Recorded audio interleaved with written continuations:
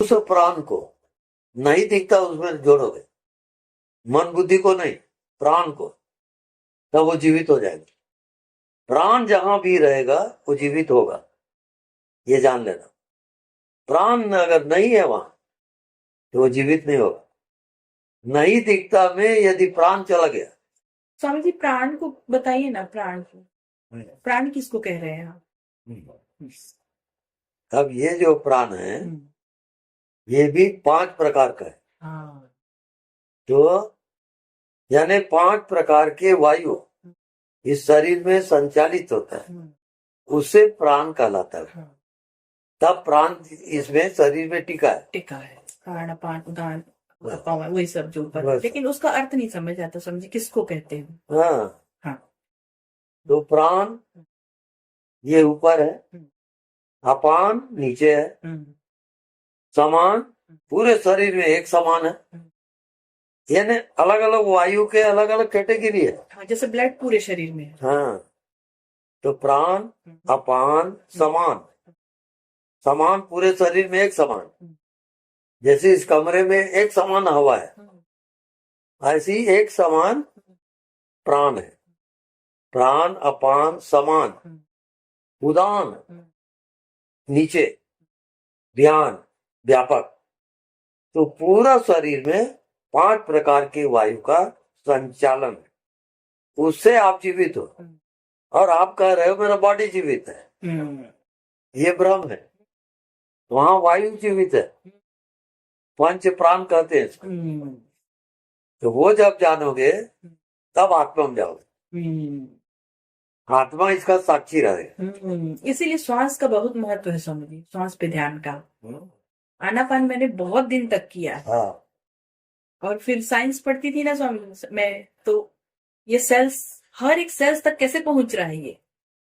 जब आप दोनों नेत्रों को बंद करें और आज्ञा चक्र में आ जाए, पोजीशन कुछ भी रख सकती हूँ ना स्वामी?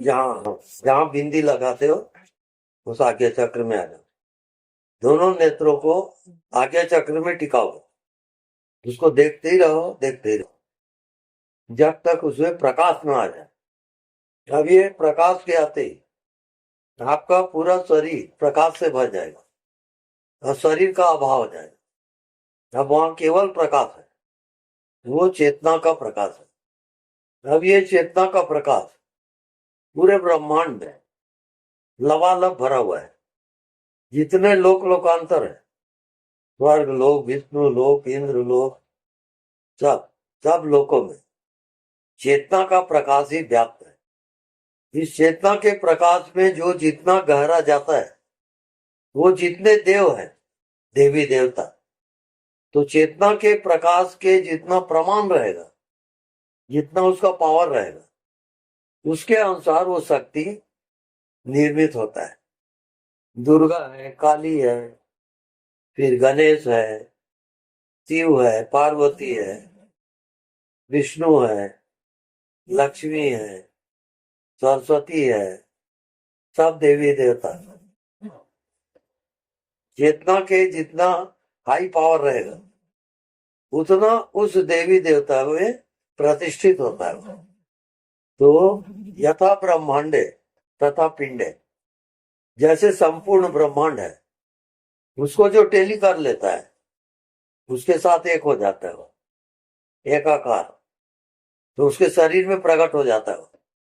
जैसे पवन देव है तो आती जाती श्वास को, और पवन देव जो व्यापक हवा है और आपके बॉडी वाला हवा है, उसको एक करोगे। जैसे इस कमरे की हवा और बाहर की हवा एक है, वैसे आपकी चेतना और ब्रह्मांड की चेतना एक है।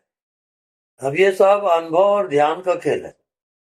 ध्यान करते करते जब आपको अनुभव हो जाएगा तो आपकी वो बॉडी हो गई, आपकी शक्ति आप आ गई, ऐसा होता है। जैसे आंख में सूर्य का निवास है, मन में चंद्रमा का निवास है, ऐसे सब देवों का निवास मनुष्य शरीर के अंदर रहता है। बुद्धि में ब्रह्म का निवास रहता है, ब्रह्मा जी का। पैर में विष्णु भगवान का निवास रहता है। सारे देव अलग अलग इंद्रियों में निवास करते हैं। हर इंद्रियों का अलग अलग देवता है। वो जब आवाहन करोगे तभी आप मन बुद्धि माया से पार जाओगे। एकाकार होना, श्वास आ रही है जा रही है, श्वास को वायुदेव से एक करोगे तो व्यापक हवा और आपके शरीर वाला हवा एक हो जाएगा। इसमें होश आवश्यक है, होश बनी रहे आपकी। बहुत सजग होके देखोगे, जानोगे। अब जितना रिसर्च करोगे उतना प्रैक्टिकल होगा। जिसमें प्राण की बाजी लगाना होता है तब प्रैक्टिकल होता है। तो आत्मशक्ति आपकी प्रबल होगी, त्यों त्यों माया हटती जाएगी, क्योंकि आत्मशक्ति के सामने माया नहीं जा सकती। अब आप कुछ भी प्रयास न करो, केवल दृष्टा रहोगे। केवल आप जान रहे हो और कुछ भी नहीं कर रहे हो, नो रिएक्शन। अब जो जो आप जानते हो वो जानने वाले के पार जाओगे। जानता कौन है? यानी बहुत सजगता पूर्वक अपने होश को बढ़ाते हुए हर चीज को अनुभव करोगे। तो ये शरीर कई संस्कारों से घिरा हुआ है, उसके कई परत है। ध्यान करते करते जितनी गहराई में जाओगे तब ये परतें धीरे धीरे खुलना शुरू हो जाता है। ये प्याज के छिलके की तरह कई परत है। तो आज ध्यानी लोग नहीं आए। चलो, इतना भी इंटरेस्ट लेते हैं तो बहुत है। नहीं आज के मन मतलब कब घूम कर रहे अभी तो दर्शन हो गए नहीं है तो कोई कोई नहीं, मेरे को एक दर्शन नहीं होता। जितना जैसे ध्यान में जाते जाऊंगा उतना और हाई स्टेज आता है। एक दर्शन का वहां सवाल थोड़ी है। हाँ, ये बात है। बात के पैर वाले रखते हाँ, तो अभी आएंगे कि नहीं? प्रतीक खड़ा आप दोनों आज नहीं आएंगे। कल आए चलो, अब 3 बार ओंकार का आवाज ध्वनि करोगे नाभि से आकाश तक। जब दोनों हाथ जोड़ लें, भगवान आत्मा को नमन करें। अब ऊर्जा क्रिएट करें, दोनों हथेली को रगड़ेंगे, अग्नि तत्व और चेहरे को स्पर्श करेंगे।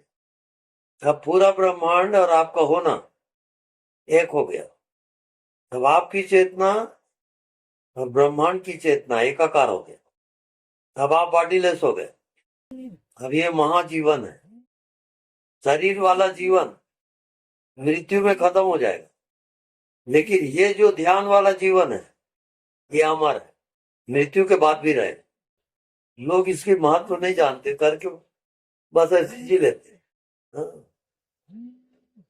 यानी आप मनुष्य योनि में पूरे ब्रह्मांड के केंद्र में आए हो। जैसा संपूर्ण ब्रह्मांड है ऐसा एक शरीर भी एक ब्रह्मांड है, क्योंकि ब्रह्मांड से पैदा हुआ है। तो अलग कैसे होगा? परमात्मा से जब ये पैदा हुआ है तो परमात्मा से अलग कैसे होगा?